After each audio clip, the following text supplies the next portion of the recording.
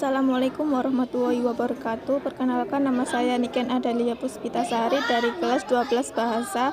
Saya akan menjelaskan tentang tokoh Muhammad Hatta. Hatta lahir dari keluarga ulama Minangkabau, Sumatera Barat. Hatta menempuh pendidikan dasar di Sekolah Melayu Bukit Tinggi. Kemudian pada tahun 1913 sampai 1916 melanjutkan studinya ke European School di Padang. Saat usia 13 tahun, sebenarnya beliau telah lulus ujian masuk ke HBS tingkat SMA di Batavia, kini Jakarta. Namun, ibunya menginginkan Hatta agar tetap di Padang lantarannya yang masih sangat muda. Akhirnya Hatta melanjutkan studi ke Mulo di Padang. Lalu pada 1919 Hatta pergi ke Batavia untuk studi di Sekolah Tinggi Dagang Prince Hendrik School, Batavia.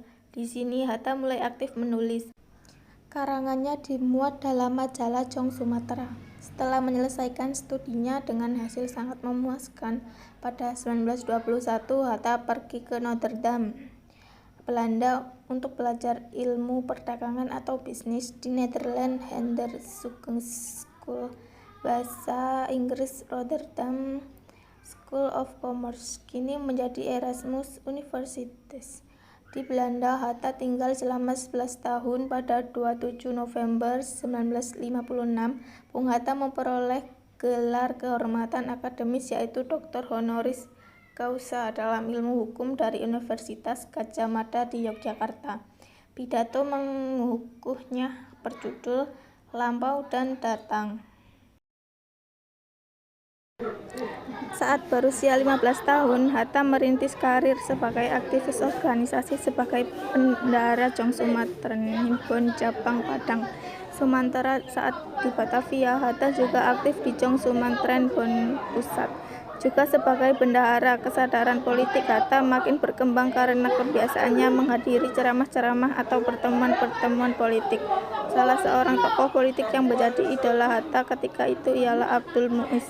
Abdul Muiz adalah pengarang roman, salah satu asuhan aktivis Partai Sarekat Islam, anggota dan penggiat dalam majalah Hindia Sarekat, koran Kaum Muda, Neraca Hindia Baru, serta Utusan Melayu dan Perubahan. Selain itu, pemikiran Hatta juga semakin tajam lantaran diasah dengan beragam bacaan. Di Indischvereniging, pergerakan Hatta tak lagi tersekat oleh ikatan kedaerahan, sebab Indischvereniging berisi aktivis dari beragam latar belakang asal daerah. Hatta mengawali karir pergerakannya di Indischvereniging pada 1922 sebagai bendahara. Penunjukan Hatta berlangsung pada 19 Februari 1922.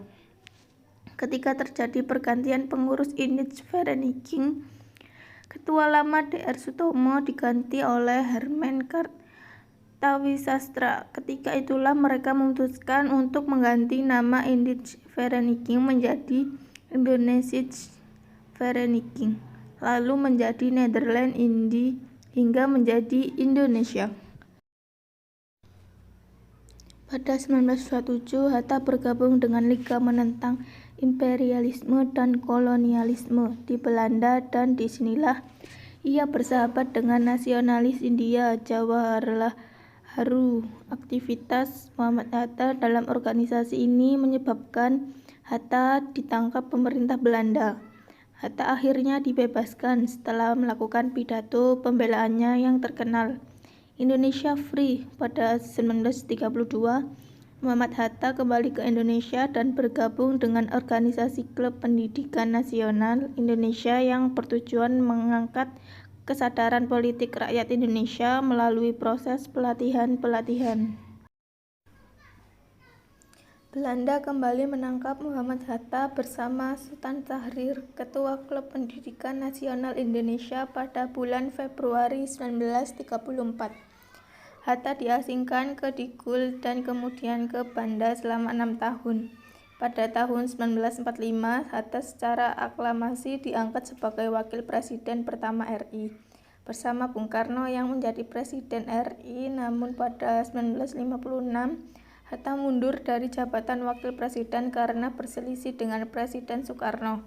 Hatta meninggal di Jakarta 14 Maret 1980. Ia dimakamkan di Tanah Kusir, Jakarta. Nah, itulah biografi Muhammad Hatta yang memproklamasikan kemerdekaan Indonesia bersama Presiden Soekarno. Muhammad Hatta selalu memberikan sumbangsih pemikirannya dalam banyak hal, mulai dari dasar negara, konsep NKRI, proklamasi, hingga gagasan tentang ekonomi kerakyatan sebagai generasi penerus. Sudah sepatutnya kita meneladani Bung Hatta. Berikut ini adalah 5 nilai semangat Muhammad Hatta yang perlu kita teladani. 1. Jiwa solidaritas dan kesetiakawanan. Untuk kepentingan bersama yang dilandasi oleh rasa kesetiakawanan, Bung Hatta bahu-membahu memperjuangkan kemerdekaan bersama seluruh lapisan masyarakat. 2. Pro patria primus patrialis. Mencintai dan mendahulukan kepentingan tanah air. Beliau pernah diasingkan ke Boven-Dikul karena dianggap membangkang terhadap pemerintah kolonial. Meski demikian, Bung Hatta tidak gentar. Bahkan Bung Hatta berikrar tidak akan menikah sebelum Indonesia merdeka. Bung Hatta menepati janjinya. Beliau menikah pada 18 November 1945.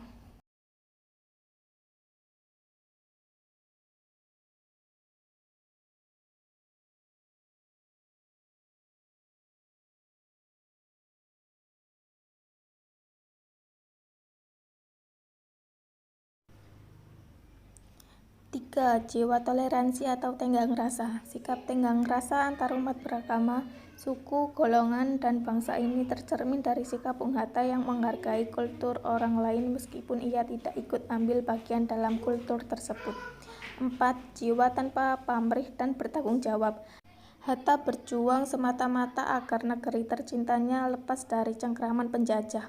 Ia tidak memiliki maksud untuk menguntungkan diri sendiri. Ia paham dan siap terhadap semua konsekuensi dari jalan politik yang ia tempuh saat itu. Berani melawan kolonialisme artinya siap untuk hidup menderita. 5. Jiwa kesatria. Bung Hatta memiliki jiwa kesatria, yakni kebesaran hati yang tidak mengandung balas dendam.